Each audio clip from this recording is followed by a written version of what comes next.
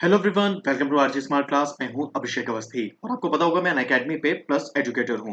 तो अगर आप सुपर डेट एग्जाम की प्रिपरेशन कर रहे हैं तो अनअकैडमी प्लस आपके लिए एक नया बैच कोर्स लेके आया है जो कि आपके सुपर डेट एग्जाम के लिए बहुत ही ज्यादा यूजफुल होने वाला है। इस बैच कोर्स को ज्वाइन करने का लिंक मैंने डिस्क्रिप्शन में दिया हुआ है, वहां पे जाके आप इस बैच कोर्स को एनरोल कर सकते हैं। और अभी तक अगर आपने अनअकैडमी प्लस का सब्सक्रिप्शन नहीं लिया है तो ये अनअकैडमी प्लस का सब्सक्रिप्शन प्लान है।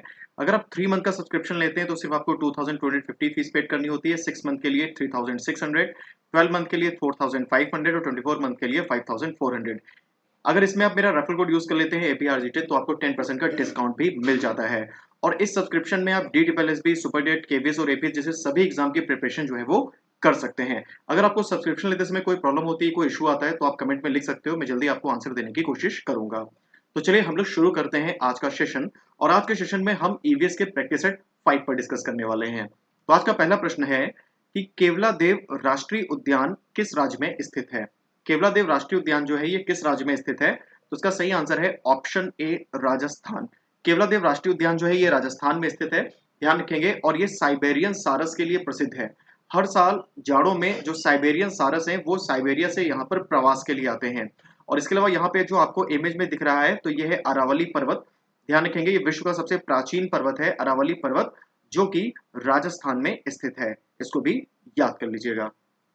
अगला प्रश्न है कि निम्नलिखित भारतीय राज्यों में से किस राज्य की कोई समुद्री सीमा नहीं है? गोवा, गुजरात, राजस्थान या फिर महाराष्ट्र? तो आपका सही आंसर है ऑप्शन सी, राजस्थान। राजस्थान की कोई समुद्री सीमा नहीं है। भारत में ऐसे 9 राज्य हैं जो कि समुद्र के किनारे स्थित हैं। तो वो 9 राज्य कौन कौन से मैं आपको बता देता हूं। तो यहाँ पर पहला राज्य जो आपको दिख रहा है वो है गुजरात। गुजरात के बाद में है महाराष्ट्र। महाराष्ट्र के बाद में है गोवा। और गोवा के बाद में है कर्नाटक। और कर्नाटक के बाद में है केरल।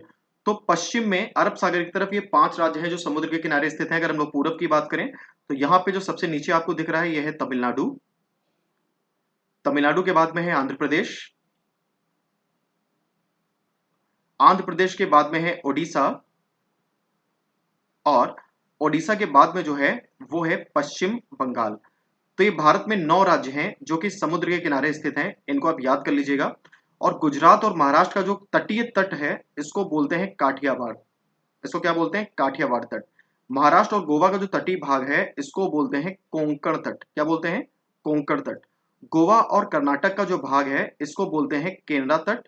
और कर्नाटक और केरल का जो पार्ट है इसको बोलते हैं मालाबार तट। ठीक है। आंध्र प्रदेश और तमिलनाडु का जो भाग है इसको बोलते हैं कोरोमंडल तट। इसको क्या बोलते हैं? कोरोमंडल तट। ओडिशा और आंध्र प्रदेश का जो भाग है इसको बोलते हैं उत्तरी सरकार। इसको क्या बोलते हैं? उत्तरी सरकार तट। और पश्चिम बंगाल और उड़ीसा का जो पार्ट है इसको बोलते हैं उत्कल तट। क्या बोलते हैं? उत्कल तट। तो इसको भी याद कर लीजिएगा। अगला प्रश्न है किसी नदी के प्रदूषण स्तर की माप किसके द्वारा की जाती है? तो किसी भी नदी के प्रदूषण स्तर की माप जो है वो की जाती है बीओडी के द्वारा। ठीक है। किसी भी नदी के जो प्रदूषण स्तर की माप है वो की जाती है बीओडी के द्वारा। इसका फुल फॉर्म होता है biological oxygen demand. Next question है कि निम्नलिखित में से कौन सा वायरस से होने वाला रोग है? तो आपका सही आंसर है ऑप्शन सी, जुखाम। जुखाम जो है वो वायरस से होने वाला रोग है, ध्यान रखेंगे। नेक्स्ट क्वेश्चन है कि भारत में कृषि को प्रभावित करने वाला मौसम का सबसे महत्वपूर्ण कारक कौन है? तो भारत में कृषि को प्रभावित करने वाला मौसम का जो सबसे महत्वपूर्ण कारक है वो है वर्षा। और भारत में अगर पूछें कि सर्वाधिक वर्षा किस मानसून से होती है तो ये दिशाएं हैं, आपको पता है। ऊपर नॉर्थ है, नीचे साउथ है, फिर इधर ईस्ट है, इधर वेस्ट है। तो भारत में मानसून की एंट्री होती है साउथ वेस्ट से। भारत में दक्षिण पश्चिम से मानसून आता है। और भारत में मानसून की एंट्री होती है सबसे पहले केरल में, ये भी याद रखेंगे। और अगर पूछा जाए कि भारत का मानसून किस प्रकार का मानसून है तो भारत का जो मानसून है वो है उष्णकटिबंधीय मानसून। याद रखेंगे भारत का जो मानसून है वो कैसा है? उष्णकटिबंधीय मानसून, जो कि साउथ वेस्ट डायरेक्शन से आता है।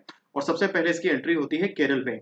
अगर आपसे पूछा जाए कि भारत में लौटते हुए मानसून से वर्षा किन राज्यों में होती है तो लौटते हुए मानसून से वर्षा होती है आंध्र प्रदेश और तमिलनाडु में, ये भी याद कर लीजिएगा। अगला प्रश्न है कि वायुमंडल की सबसे ठंडी परत कौन सी है? तो वायुमंडल की जो सबसे ठंडी परत है वो है मध्यमंडल, जिसको इंग्लिश में मेसोस्फीयर बोलते हैं। और जो उल्का पिंड होते हैं वो इसी परत में आकर जलकर नष्ट होते हैं। और कभी कभी कुछ उल्का पिंड साइज में काफी बड़े होते हैं जो पूरी तरीके से जल के नष्ट नहीं हो पाते, तो वो धरती पर भी गिरते हैं, पृथ्वी पर भी गिरते हैं। तो इसी प्रकार से एक झील है महाराष्ट्र में जिसका नाम है लोनार झील। तो ये जो लोनार झील है इसका जो निर्माण है वो उल्का पिंड के गिरने से हुआ है और ये महाराष्ट्र के औरंगाबाद जिले में स्थित है। नेक्स्ट क्वेश्चन है कि निम्नलिखित में से कौन सी ग्रीन हाउस गैस है? तो निम्नलिखित में से कौन सी ग्रीन हाउस गैस है? सही आंसर है मीथेन। मीथेन जो है वो ग्रीन हाउस गैस है। और ये जो आप देख रहे हो ये है धान का खेत। तो अगर आपसे पूछा जाए कि धान के खेत से कौन सी गैस रिलीज होती है तो ध्यान रखेंगे धान के खेत से जो है वो मीथेन गैस रिलीज होती है। अगला प्रश्न है कि भारत में प्रोजेक्ट टाइगर की शुरुआत कब की गई थी? इसे बाघ संरक्षण परियोजना भी कहा जाता है हिंदी में। तो भारत में प्रोजेक्ट टाइगर या फिर बाघ संरक्षण परियोजना की शुरुआत हुई थी 1973 में। और इसकी शुरुआत सबसे पहले जो की गई थी याद रखेंगे वो की गई थी जिम कार्बेट नेशनल पार्क में। जिम कार्बेट जो नेशनल पार्क है या फिर जो जिम कार्बेट राष्ट्रीय उद्यान है ये आपको पता है कि उत्तराखंड में स्थित है। ये उत्तराखंड के नैनीताल जिले के रामनगर में स्थित है। और अगर आपसे पूछा जाए कि भारत में सर्वाधिक जो बाघ हैं वो किस राज्य में पाए जाते हैं तो भारत में जो सर्वाधिक बाघ हैं वो पाए जाते हैं मध्य प्रदेश में। और भारत में जो सर्वाधिक शेर हैं भारत में जो सर्वाधिक शेर हैं वो पाए जाते हैं गुजरात में। इसको भी याद कर लीजिएगा। नेक्स्ट क्वेश्चन है कि पृथ्वी के तल पर उस काल्पनिक रेखा को क्या कहा जाता है जो 180 डिग्री देशांतर पर स्थित है? तो पृथ्वी के तल पर उस काल्पनिक रेखा को कहा जाता है अंतर्राष्ट्रीय तिथि रेखा जो कि 180 डिग्री देशांतर पर स्थित है। जो प्रधान यामोत्तर रेखा है इसे प्रधान देशांतर रेखा भी कहते हैं। ध्यान रखेंगे यामोत्तर और देशांतर दोनों एक होते हैं। और यह है आपकी 0 डिग्री देशांतर। इससे पूरे विश्व के समय का निर्धारण होता है जो लंदन के पास ग्रीनविच नामक स्थान से गुजरती है। और 180 डिग्री देशांतर रेखा है अंतर्राष्ट्रीय तिथि रेखा जिसको क्रॉस करने पर जो डेट है वो चेंज हो जाती है। अगला प्रश्न है कि निम्नलिखित में से किस राज्य में गल्फ ऑफ मन्नार राष्ट्रीय पार्क स्थित है?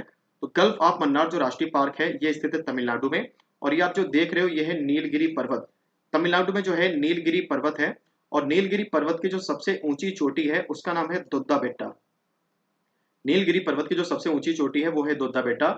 और भारत में जो पूर्वी घाट और पश्चिमी घाट है भारत में जो पूर्वी घाट है और जो पश्चिमी घाट है वो नीलगिरी पर्वत पर ही आपस में मिलता है। मोस्ट इंपॉर्टेंट है याद रखेंगे। अगला प्रश्न है कि निम्नलिखित में से किस प्राणी को किसान का मित्र कहा जाता है? निम्नलिखित में से कौन सा प्राणी है जिसको किसान का मित्र कहा जाता है? तो किसान का मित्र कहा जाता है केचुए को। और केचुए के बाद में जो सांप है उसे भी किसान का मित्र कहा जाता है। अगला प्रश्न है कि पर्यावरण को बचाने के लिए जो चिपको आंदोलन है उसका संबंध किस राज्य से है? तो पर्यावरण को बचाने के लिए जो चिपको आंदोलन है उसका संबंध है उत्तराखंड से। 1973 में सुंदरलाल बहुगुणा के द्वारा चिपको आंदोलन की शुरुआत की गई थी। ध्यान रखेंगे ठीक है। और इसी आंदोलन से एक्सपायर होकर 1983 में पांडुरंग हेगड़े के द्वारा 1983 में पांडुरंग हेगड़े के द्वारा कर्नाटक में ठीक है कर्नाटक में एपिको आंदोलन की शुरुआत की गई थी। 1983 में एपिको आंदोलन की शुरुआत की गई थी याद कर लेंगे। तो इसका सही आंसर है उत्तराखंड। अगला प्रश्न है कि जीवों के व्यवहार का अध्ययन किसके अंतर्गत किया जाता है? तो जीवों के व्यवहार का अध्ययन किया जाता है इथोलॉजी के अंतर्गत। अगर आपसे पूछा जाए कि विश्व में सर्वाधिक जैव विविधता किस क्षेत्र में पाई जाती है तो विश्व में सर्वाधिक जैव विविधता जो है वो पाई जाती है भूमध्य रेखा के निकट। कहाँ पाई जाती है? भूमध्य रेखा के निकट। और अगर आपसे पूछा जाए कि भारत में सर्वाधिक जैव विविधता कहाँ पाई जाती है तो भारत में जो सर्वाधिक जैव विविधता है वो पाई जाती है पश्चिमी घाट में। नेक्स्ट क्वेश्चन है कि समुद्री शैवाल किसका महत्वपूर्ण स्रोत है? तो समुद्री शैवाल जो है वो किसका महत्वपूर्ण स्रोत है? इसका सही आंसर हो जाएगा ऑप्शन सी आयोडीन। समुद्री शैवाल जो है वो आयोडीन का प्रमुख स्रोत है। और अगर आपसे पूछा जाए कि ऐसा कौन सा शैवाल है जिसमें सबसे अधिक जो है आयोडीन मिलता है तो वो है लेमिनेरिया। जो लेमिनेरिया शैवाल है ठीक है जो आपका लेमिनेरिया शैवाल है इसमें सबसे अधिक मात्रा में मिलता है आयोडीन।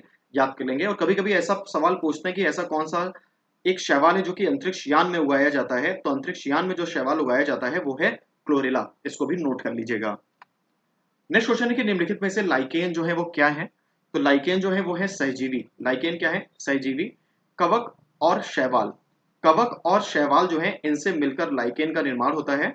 और लाइकेन जो है ये वायु प्रदूषण के सबसे अच्छे सूचक होते हैं। जहां पर वायु प्रदूषण अधिक होगा वहां पर आपको लाइकेन नहीं दिखेंगे। यही रीजन है कि शहरों में आपको लाइकेन जो है वो नहीं दिखते हैं और ग्रामीण जो क्षेत्र है वहां पे आपको लाइकेन जो है वो देखने को मिलते हैं। तो इसे भी याद कर लेंगे। अगला प्रश्न है कि सीएनजी का ईंधन के रूप में किसमें इस्तेमाल होता है? तो सीएनजी का ईंधन के रूप में इस्तेमाल होता है वाहनों और उद्योगों में। सीएनजी का फुल फॉर्म होता है कंप्रेस्ड नेचुरल गैस जिसे हिंदी में संपीड़ित प्राकृतिक गैस भी कहा जाता है। अगला प्रश्न है कि पर्यावरण जागरूकता को किसके द्वारा विकसित किया जा सकता है? तो पर्यावरण जागरूकता को क्षेत्रीय भ्रमण के द्वारा विकसित किया जा सकता है, इसे भी याद रखेंगे।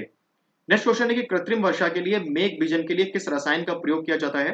तो कृत्रिम वर्षा के लिए मेघ बीजन यानी कि बादलों के निर्माण के लिए सिल्वर आयोडाइड का प्रयोग किया जाता है। और अगर आपसे पूछा जाए कि भारतीय वर्षा वन अनुसंधान संस्थान कहाँ स्थित है, तो भारतीय वर्षा वन अनुसंधान संस्थान जो है वो स्थित है जोराहाट असम में। ये आप देख रहे हो रेन फॉरेस्ट रिसर्च सेंटर, तो ये है जोराहाट असम में। अगला प्रश्न है कि बायोडीजल किसके द्वारा तैयार किया जाता है? तो बायोडीजल जो है वो तैयार किया जाता है जेट्रोफा के द्वारा। ये जेट्रोफा का पौधा है जो आपको यहाँ पे दिख रहा है, और इसको हिंदी में रतन ज्योत भी कहा जाता है।